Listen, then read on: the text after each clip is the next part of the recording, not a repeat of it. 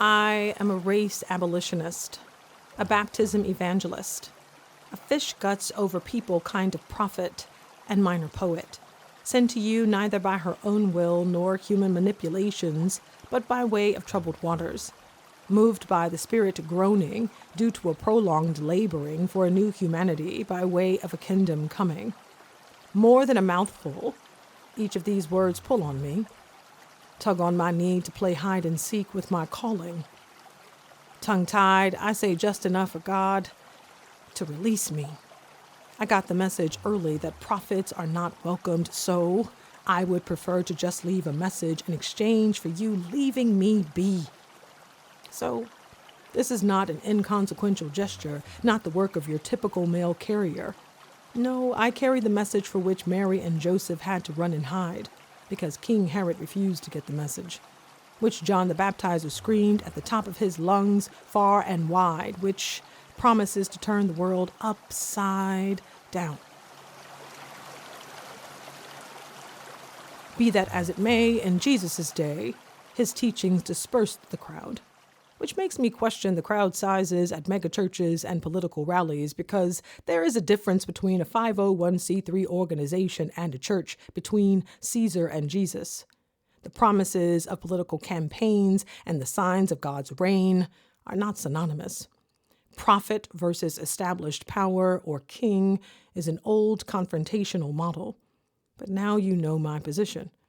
It is an arrangement at least as old as the scriptures. Many have pointed out the deep problems in the faith of American Christians, especially its accommodating complacency, which has resulted in the disinterest of younger generations. Prophets keep watch from the periphery, and in sub-communities of resistance which are not to be confused with churches. Because far too many subscribe to imperial religion, they continue to speak the language of empire and do its bidding. Still, I write with the hope that you get the message.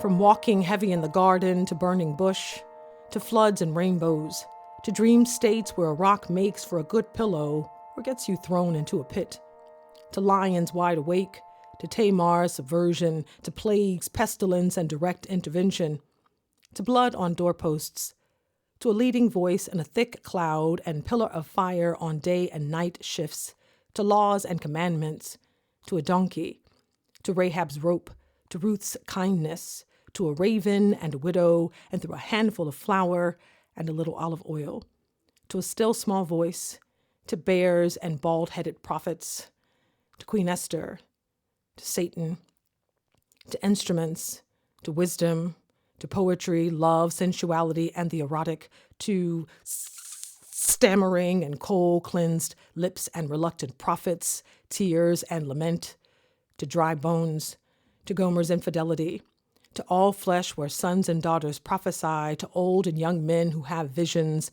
no matter their economic status or social condition, to a really big fish, to oracles, to invasion, to global catastrophe, to silence, long, to angels, the unwed and barren women who burst into song and the babies they carried, to stars, astrologers, and wise men, to the vegetarian prophet with an interesting fashion sense from God's mouth to John the Baptizer's ears.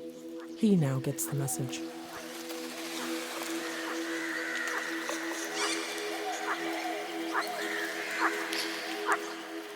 And word is going around in the prison about Jesus' teaching, preaching, and healing ministry. This caged bird still has a bird's eye view. John the Baptizer homes in based on what he is hearing. John believes he's spotted the Messiah, but he wants to be sure and needs confirmation. So he slips a sheet of paper through on the tongues of his disciples. Make sure Jesus gets this message. Should I keep waiting, or are you the Messiah we've been expecting?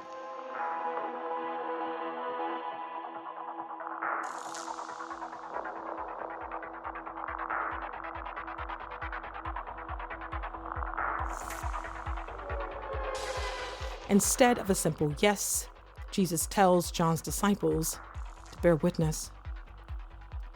Tell him what you see. Tell him that you see the blind see, the lame walk, the lepers cleansed, the deaf hear, the dead raised, and the impoverished served with the good news that God is with those whose backs are against the wall. Is this what you sought in the Messiah? Then count yourself blessed. Then cursed are those who take away health care for millions of people, yes? Then cursed are those who benefit from death dealing, yes? Then cursed are those who criminalize poverty, yes? But I digress. John's disciples, are you getting all of this? Yes. Then report back to him. Jesus then turns back to the crowd and begins his own interrogation, continuing a back and forth with them. What did you expect to see in the wilderness? Jesus offers them a few wild guesses, but none of them match the wild card that is John the Baptizer. A prophet? Yes, a prophet. John the Baptizer is not just any prophet. No, he was talked about long ago. Malachi got ahead of it in his writings. See, I am sending my messenger ahead of you, who will prepare your way before you. Front runner of Jesus.